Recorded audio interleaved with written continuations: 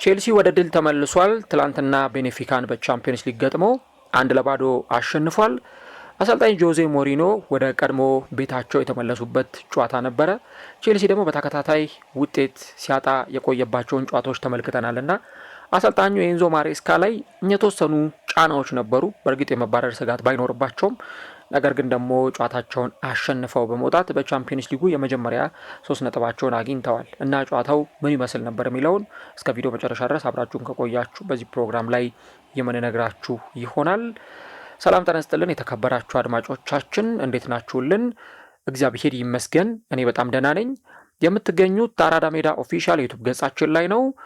የቻናሉ አዳዲስ ቤተሰቦች የዩቲዩብ ገጹን ሰብስክራይብ እያደረጋችሁና የደወል ምልክቷን እየተጫናችሁ የቻናላችን ቤተሰቦች እንድትሆኑ የአክብሮት ግብዣችን ነው። ቪዲዮን ስትጀምሩ ደግሞ ላይክ እያደረጋችሁ መጀመራችሁን አስታውሱ። ትላንትና ቼልሲ ቤኔፊካን ያሸነፈበትን ጨዋታ እንመለከተዋለን። እንግዲህ በዚህ የጨዋታ መርሃ ግብር ላይ ብዙ የሚወሩ ርዕሶች ነበሩ ማለት ይቻላል። የጆዜ መመለስ በራሱ ትልቅ ርዕስ መሆን ይችላል። እንግዲህ ጆዜ በቼልሲ እግር ኳስ ታሪክ ውጤታማ ከሚባሉ አሰልጣኞች መካከል ተጠቃሹ ናቸው። ክለቡን ከረገጡበት ጊዜ ጀምሮ በውጤታማነት ደግሞ የተንቆጠቆጡ ብዙ ጊዜያትን ማሳለፍ ችለዋል። እሳቸው ለነገሩ በቼልሲ አይደለም ስኬታቸው የጀመረው፣ ገና ፖርቶን በሚያሰለጥኑበት ጊዜ እዛ በነበሩባቸው ዓመታት ዩሮፓ ሊግን ማሸነፍ የቻሉ፣ ቻምፒየንስ ሊግን ማሸነፍ የቻሉ ብዙ ደግሞ በወቅቱ የነበሩ ሚዲያዎችን የእግር ኳስ ተመልካቾችን ያስደነገጠ የእግር ኳስ ፐርፎርማንስን ያሳዩ አሰልጣኝ ነበሩ።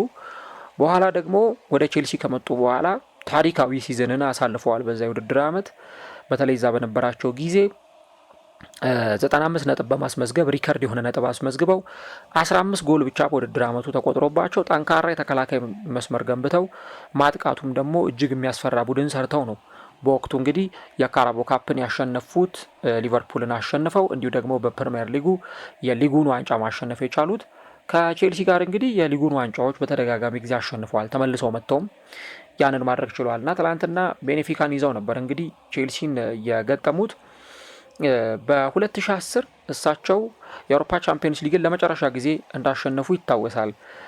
በወቅቱ ይዘው የነበረው ኢንተር ሚላንን ነበር። ከኢንተር ሚላን ጋር በእርግጥ የሶስትዮሽ ዋንጫን ነው የሚያሳኩት ወይም የሚያሸነፉት። አሰልጣኙ ስኬታማ ነበሩ። በዛን የውድድር ዓመት ኢንተር ሚላንን ይዘው ባየር ሚዩኒክን አሸንፈው ነው በኤደር ሚሊታኦ ግቦች አሸንፈው ዋንጫውን ማሳካት የቻሉት። በእርግጥ ከዛ በኋላ ወደ ሚላን አልተመለሱም። እሳቸው እንደሚናገሩት ሪያል ማድሪድ ከዛ በፊት 2 ጊዜ ጥያቄ አቅርቦልኝ ሳልቀበል ነበር የቀረሁት።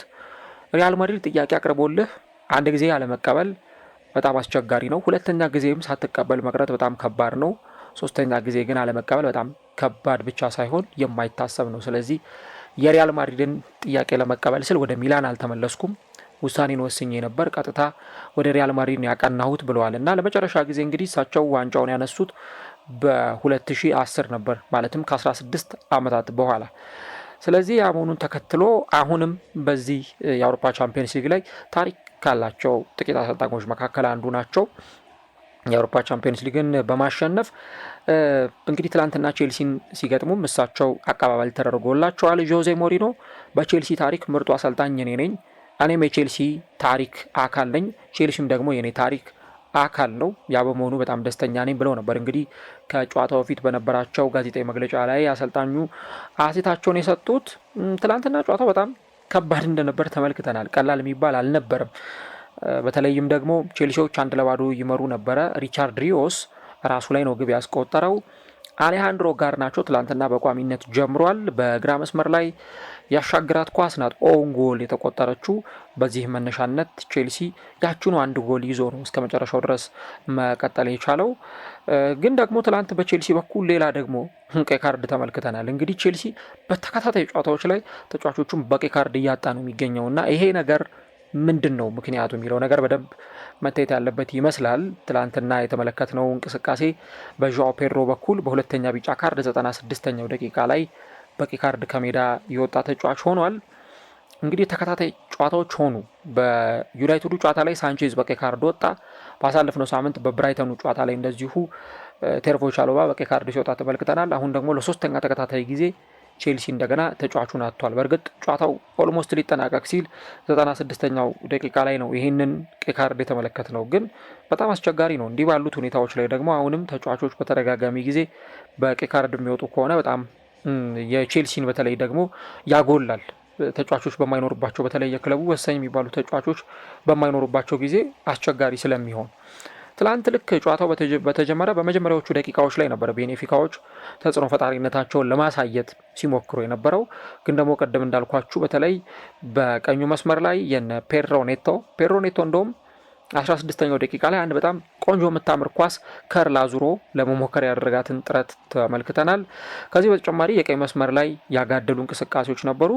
ጎሉም የተቆጠረው በዚህ ምክንያት ነው። ልክ 16ኛው ደቂቃ ላይ አሁን የነገርኳችሁ የፔድሮ ኔቶ ሙከራ ከተደረገ በኋላ 17ኛው ደቂቃ ላይ ደግሞ ከቀኝ መስመር ወደ ግራ መስመር የተሻገረውን ኳስ አሌሃንድሮ ጋርናቾ ነው ኳሱን ወደ መጨረሻው የማጥቃት ክፍል ለማቀበል ጥረት ሲያደርግ የነበረው። ኳሷን ይሄ ማይነስ ለማድረግ ነበር የሞከረው ግን ኳሱን ደግሞ ኤንዞ ፈርናንዴዝ ከማግኘቱ በፊት ራሱ ሪቻርድ ሪዮስ ራሱ ላይ ኳሷን አስቆጥሯት ቼልሲ በ18ኛው ደቂቃ እንግዲህ በተቆጠረ የኦን ጎል አማካኝነት ጨዋታውን 1-0 መምራት የቻሉት በዚህ ደቂቃ ነበረ። በመጀመሪያው አጋማሽ ላይ እንቅስቃሴዎቹ በዚህ መንገድ ሲቀጥሉ ተመልክተናል። ሁለተኛው አጋማሽም ላይ ቢሆን ተመሳሳይ አይነት የቼልሲን እንቅስቃሴዎች ነበረ የተመለከት ነው። ምክንያቱም ቼልሲዎች በደቂቃዎቹ ላይ በነበራቸው የጨዋታ ብልጫም ኢቭን የነበረውንም ስታት ብትመለከቱት ሜዳ ላይ ምን ያክል ደግሞ ቼልሲ የበላይነት ወስዶ ነበር። ለምሳሌ ቼልሲ 57% ኳስ ተቆጣጥሯል። 8 ሙከራዎችን ሞክሮ ከ8ቱ 3ቱ ኢላማውን የጠበቀ ሙከራ ነበር። በአንጻሩ ቤኔፊካዎች 9 ሙከራ ሞክረው ከ9ኙ 3ቱ ኢላማውን የጠበቀ ነበር። ስለዚህ ሁለቱም ተቀራራቢ የሚባል እንቅስቃሴ ነበር ያሳዩት። ግን ደግሞ የበለጠ ቼልሲ ጨዋታውን ተቆጣጥሮ በኳስ ቁጥጥር ረገድ የተሻለ ቡድን ሆኖ ተመልክተነዋል። ትላንትና ቴርቮ ቻሎባና ቤን ዎይት ባዲያሺሊ የሴንተር ባክ ተጫዋቾች ሆነው ተጣምረዋል በጋራ። ማሎ ጉስቶና ማርኮ ኩኩሬያ በሁለቱ መስመሮች በኩል ነበሩ። ፋኩንዶ ቦናንቴ ትላንት በቻምፒዮንስ ሊጉ በቋሚነት ጀምሯል። ኤንዞ ፈርናንዴዝ የቀድሞ ክለቡን የገጠመበት ጨዋታ ነበረ። በአምበልነት ትላንትና በቼልሲ በኩል ጨዋታውን ጀምሯል። ሞይሰስ ካይሴዶ ነበረ። ከፊት መስመር ላይ ግን ትላንትና አሰልጣኙ ቴሪክ ጆርጅን ነው ከፊት ያስጀመሩት። በዚህ ቦታ ላይ ሊጫወቱ የሚጠበቅባቸው ተጫዋቾች አሉ እንደነ ሊያም ዴላፕ ኦር ደግሞ እንደነ ዦአው ፔድሮ ያሉ ተጫዋቾች። ግን እሳቸው ዦአው ፔድሮን ትላንትና ቀይረው ነው ያስገቡት። ቴሪክ ጆርጅ ነው ትላንትና በቋሚነት የጀመረው። ፔድሮ ኔቶ እና አሌሃንድሮ ጋርናቾ ደግሞ እንደዚሁ በዚህ ጨዋታ ላይ ትላንትና በቋሚነት የተመለከትናቸው ተጫዋቾች ናቸው እና ጨዋታውን በእንደዚህ አይነት መንገድ ነው እንግዲህ ሶስቱ ተጫዋቾች ሲጀምሩ የተመለከት ነው። ለቼልሲ ትላንት በነበሩት ጨዋታዎች ላይ ተደጋጋሚ ጊዜ በተለይ ወደ ጎል ሲሄዱ እንመለከት ነበረ። ግን ልክ የመጨረሻዎቹ ደቂቃዎች ላይ ደግሞ በተለይ ከ70ኛው ደቂቃ በኋላ ባለው ቤኔፊካዎች የተሻለ ለማጥቃት የተሻሉ ሙከራዎችን ለማድረግ የቼልሲን የተከላካይ መስመር ለማስከፈትና ጎሎችን ለማስቆጠር ነበረ ጥረት አድርገው የነበረው። ግን ደግሞ ሊሳካላቸው አልቻለም። እናም ጨዋታው በዚሁ የ1-0 ውጤት ነው ሊጠናቀቅ የቻለው። ትላንት የቼልሲ የመስመር አጥቂዎች ደግሞ እንዴት ነበር ፐርፎርም ያደረጉት የሚለውን ነገር ስናይ እንግዲህ ትላንት ጋርናቾ እና ፔድሮ ኔቶ ነበሩ በሁለቱ መስመሮች በኩል የተመለከትናቸው። ቅድም እንዳልኳችሁ ያቺ ግብ የተቆጠረችው በአሌሃንድሮ ጋርናቾ ምክንያት ነው። አሌሃንድሮ ጋርናቾ ባቀበላት ኳስ ነው ኦን ጎል የተመዘገበው። ፔድሮ ኔቶም ደግሞ ትላንትና ፍጥነቱን የበለጠ ደግሞ ተፎካካሪነቱንም ጭምር ያሳየበት ነበረ። ኤስቴቫኦ በኋላ ላይ በሁለተኛው አጋማሽ ተቀይሮ ወደ ሜዳ ሲገባ ተመልክተናል። እንቅስቃሴዎቹ በዚህ መንገድ የቀጠሉ ነበሩ። ኤንዞ ፈርናንዴዝ ግን ትላንት ያው ቡድኑን በአምበልነት እየመራ ወደ ሜዳ ሲገባ ከዚህ ቀደም ለቤኔፊካ ሲጫወት የነበረ ተጫዋች ነው። በዛ ቡድን ውስጥ ለተወሰኑ ጊዜያት ቆይታ ማድረግ ችሏል። ያንን ክለብ ለቆ ወደ ቼልሲ ከማቅናቱ በፊት በእርግጥ አንዳንድ ደጋፊዎች ትላንትና ቅሬታዎችን ሲያቀርቡበት ነበር። በተለይ የቤኔፊካ ደጋፊዎች ሲጮሁበትም እንደነበር አይተናል ትላንትና። ምክንያቱም ያው የቀድሞ ተጫዋቻቸው ነው። ከዛ ክለብ ደግሞ ሲለቅ በብዙ ግርግር ምክንያት ነው ከዛ ክለብ ለቆ የወጣው። እንደውም የክለቡ ፕሬዝዳንት ተጫዋቹን አንለቅም ብለው እስከ መጨረሻ ድረስ ቼልሲ ታግሎ ነው በመጨረሻም ይህንን ተጫዋች ወደ ክለቡ እንዲመጣ ማድረግ የቻለው እና ቀላል አልነበረም ይህንን ተጫዋች በማስፈረም ጉዳይ ላይ በተመለከተ። እንግዲህ ትላንትና እንደዚህ አይነት ነገሮች ነበሩ። ያው የሚጮሁ ደጋፊዎች፣ ቅሬታ የሚያቀርቡ ደጋፊዎች ነበሩ። ሁሉም ነበሩ ወይ ለማለት በእርግጥ ራሱን የቻለ ጥያቄ ነው። ግን ደግሞ በጣም በከፍተኛ ሁኔታ በገንዘብም የተጠቀሙበት፣ ምክንያቱም ከፍተኛ የሆነ የዝውውር ገንዘብ ወጥቶበት ነው ወደዚህ ክለብ የመጣውና እነዚህን ሁኔታዎች ተመልክተናል። ለቼልሲ ግን ወደዚህ ጨዋታ መጥተው ጨዋታውን በ3 ነጥብ ማጠናቀቃቸው ለክለቡ ስነ ልቦና በጣም ትልቅ የሚባል ፋክተር ያለው ወይም አስተዋጽኦ ያለው ነው። ምክንያቱም ይህንን ጨዋታ አሸንፈው መውጣት በተደጋጋሚ ከነበረባቸው ውጤት ማጣት እንዲያገግሙ የሚያደርጋቸውም ጭምር ነውና ትላንት እዚህ ጨዋታ ላይ ማሸነፋቸው ትልቅ የሚባል ውጤትን ያስመዘገቡበት ነው። ቻምፒዮንስ ሊጉ ላይ ደግሞ ምናልባት ትላንትና ባያሸንፉ ኖሮ የበለጠ ከዚህ በላይ ጫናዎች ሊበረክት ይችል ነበር እዚህ ክለብ ላይ። ግን አሸንፈው መውጣት ደግሞ የክለቡን የማሸነፍ ስነ ልቦና የሚመልስ ስለሆነ ማሸነፋቸው እጅግ በጣም አስፈላጊ ነው ብሎ መናገር ይቻላል። ያው ስለ ዦዜ ሞሪኖ ቅድም ሳነሳ ነበረ። በጣም ውጤታማ የሚባሉ አሰልጣኝ ናቸው። በተለይ 1 ወይም 2 ክለብ ላይ ብቻ ነው ዋንጫ ሳያሳኩ ኬሪራቸውን የቀጠሉት፣ በፌነርባቼ እና በቶተናም። የቶተናምንም የካራቦ ካፕ የፍጻሜ ጨዋታ ሊያረጉ በተቃረቡበት ጊዜ ነው ከክለቡ የተሰናበቱት። ግን እሳቸው ደግሞ በቼልሲ የገነቡት ስም፣ በቼልሲ የነበራቸው ታሪክ ብዙ ነገር በዚህ የክለብ ደጋፊዎች ትልቅ አቀባበል እንዲደረግላቸውም ጭምር የሚያስችል ነውና እሳቸው ደግሞ ትላንትና ወደዚህ ቡድን መጥተው እንግዲህ ጥሩ አቀባበል ተደርጎላቸው ጨዋታቸውን በዚህ መንገድ ነው ማጠናቀቅ የቻሉት። ያው ብዙ ጊዜ በአወዛጋቢ አስተያየታቸው ነው የሚታወቁት። ወደ ቼልሲም ሲመጡ እንደተናገሩት እኔ አሮጋንት ብላችሁ አትጥሩኝ፣ ይሄ እብሪተኛ ሰው ብላችሁ አትጥሩኝ፣ እኔ እብሪተኛ ሰው አይደለሁም፣ የአውሮፓ አሸናፊ ነኝ፣ የአውሮፓ ቻምፒየንስ ሊግን አሸንፌ ነው ወደ ቼልሲ የመጣሁት፣ ስለዚህ አያም ስፔሻል ዋን፣ እኔ የተለየው ሰው ነኝ ብለው ነው ሲናገሩ የነበሩትና ከብዙ ሚዲያዎች ጋር ከብዙ ኢቨን ወደ እንግሊዝ ውስጥ በጣም ብዙ ታሪክ አላቸው። እንግሊዝና ስፔን፣ ጣሊያን ውስጥ እሳቸው የነበራቸው ታሪክ እጅግ በጣም የሚያስገርም ነው እና ያንን ደግሞ ታሪካቸውን ማንም ሊረሳው ወይም ማንም ሊፈቀው አይችልም። በተለይ ከእንግሊዝ ሚዲያዎች ጋር በየሳምንቱ በሚገናኙበት ጊዜ የሚመላለሷቸው ሀሳቦችም ጭምር ያስገርሙ ነበረ። ትላንት በነበረኝ የላይቭ ፕሮግራም ላይ ለማስታወስ እንደሞከርኩት የማንቸስተር ዩናይትድ አሰልጣኝ በነበሩበት ጊዜ እንደውም በጋዜጣዊ መግለጫ ላይ ትችቶችም ጭምር ነበሩና ከዛ በኋላ ግን እንደውም ያንን ሁኔታ እሳቸው ለመመለስ የሞከሩበት መንገድ እጅግ በጣም የሚያስገርም ነው እና 3 ጣታቸውን አውጥተው እኔ 3 የፕሪሚየር ሊግ ዋንጫ ያሸነፍኩ አሰልጣኝ ነኝ፣ ሌሎቹ አሰልጣኞች 19 አሰልጣኞች በድምር ያሸነፉት 2 የፕሪሚየር ሊግ ዋንጫ ብቻ ነው። ስለዚህ እኔ ከሌሎቹ የፕሪሚየር ሊግ አሰልጣኞች የተሻልኩ ነኝና ልታከብሩኝ ይገባል፣ እኔን ሪስፔክት ልታደርጉኝ ይገባል የሚል ሀሳብ ነበር የሰጡትና ብዙ ጊዜ በአወዛጋቢ አስተያየቶቻቸው የሚታወቁ ተንኳሽ በሆነ ሀሳቦቻቸው በተለይ እሳቸውን ለመተንኮስ የሚመጣ አሰልጣኝ ካለ ወይ እሳቸውን ለመተንኮስ የሚመጣ ተጫዋች ካለ በቃ ያልቅለታል። ከዛ በኋላ በቃላት ጦርነት የሚችላቸው የለም ዦዜ ሞሪኖንና አሁን እንግዲህ እድሜያቸው ገፍቷል። ከ60 ዓመታቸው በላይ ነው የሚገኙት።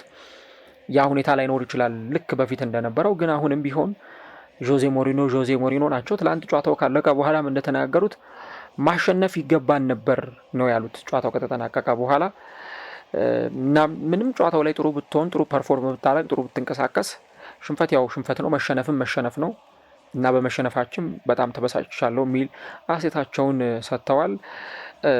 የሰራ ነው ብቸኛው ስህተት ጎሉ እኛ ላይ መቆጠሩ ብቻ ነው የሚል ሀሳብ ነው የሰጡት። በአንጻሩ ኤንዞ ማሬስካ ግን ተጫዋች በቀይ ካርድ ወጥቶ ማሸነፍም ጥሩ ነገር ነው የሚል ነገር ነው የተናገሩት። ከዛ ውጪ ማሸነፍ ያስፈልገን ነበር፣ 3 ነጥብ ማግኘት ያስፈልገን ነበር፣ ጨዋታውን ተቆጣጥረነዋል፣ ጎል አስቆጥረናል፣ የጎል እድሎችንም ስንፈጥር ነበር። በሁለተኛው አጋማሽ ደግሞ የተወሰኑ የተቀየሩ ነገሮች ነበሩ። እናም ደግሞ 100% ፊት ያልሆኑ 100% ለጨዋታው ዝግጁ ያልሆኑ የተወሰኑ ተጫዋቾች ነበሩን። ነገር ግን ማሸነፍ በጣም ትልቅ ነገር ነው የሚል ሀሳብ ነው የሰጡት እና ደግሞ የኛ ዓላማ በቀጣዩ ስቴጅ ላይ የበለጠ ተፎካካሪ ሆነን መቅረብ ነው የሚል ሀሳብ ሰጥተዋል እና ቶፕ 8 ወይም ደግሞ 8 ውስጥ ገብተን በማጠናቀቅ ወደ ቀጣዩ ዙር ማለፍ እንፈልጋለን የሚል ሀሳብ ነው የሰጡት። እንግዲህ የዣኦ ፔድሮ ቀይ ካርድን በተመለከተ አሁን ቼልሲ ይህንን ተጫዋች ደግሞ ቀጣዩ የቻምፒየንስ ሊግ ጨዋታ ላይ የማያገኘው ይሆናል። ይህንን የቼልሲን ችግር ከባለፈው የዓለም የክለቦች ዋንጫ ጀምሮ ነው ስናይ የነበረው። ለምሳሌ እዛ የዓለም የክለቦች ዋንጫ ላይ ኒኮላስ ጃክሰን በቀይ ካርድ ሲወጣ ተመልክተናል። አሁን በዘንድሮ ውድድር ዓመት ቅድም እንዳልኩት የነ ሳንቼዝ የነ ቻሎባህን ጉዳይ ስንመለከት ነበረ።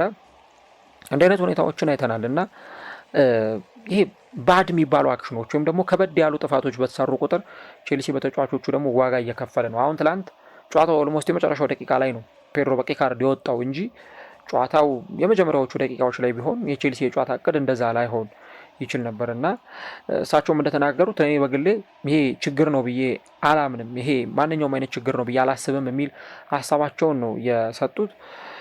ለማንኛውም ግን ትላንትና ቼልሲ ጨዋታውን አሸንፎ ወጥቷል። 3 ነጥብ አግኝቷል። በባለፈው በባየር ሚዩኒክ ቼልሲ ተሸንፎ ነበር፣ ግን ደግሞ በዚህ ጨዋታ ላይ መልሶ ውጤት ያገኘበትም ጭምር ነው። አሰልጣኙም ማሸነፋቸው ጥሩ እንደሆነ አሌያንድሮ ጋርናቾ በጨዋታው ላይ ጥሩ እንደተንቀሳቀሰም ጭምር ነው የተናገሩት እና ሁለተኛው ቢጫ ካርድ በተለይ ሲሰጥ ተጫዋቹን በጭራሽ አልነካውም ነበር የሚል አይነት ሀሳብ ሰጥቷል አሰልጣኙ።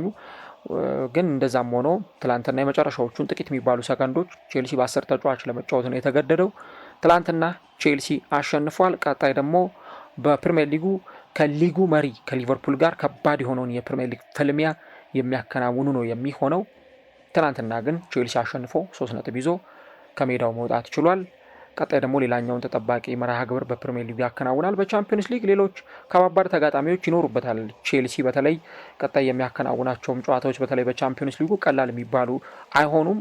አያክስን ይገጥማል። በእርግጥ አያክስ ጥሩ ተፎካካሪ ነው ወይ ራሱን የቻለ ጥያቄ ነው። ከዛ ግን ከቃራባግ እንዲሁም ከባርሰሎና እና ከነ አታላንታ ጋር ጨዋታውን ያከናውናል እና የቻምፒዮንስ ሊግ ከባባድ ጨዋታዎችም ይኖራሉ። ቼልሲ ትላንት አሸንፏል። ጨዋታው እንዴት ተመለከታችሁት? ሀሳቦቻችሁን ጻፉልን። የኮሜንት መስጫው የአስተያየት መስጫው ለእናንተ ክፍት ነው።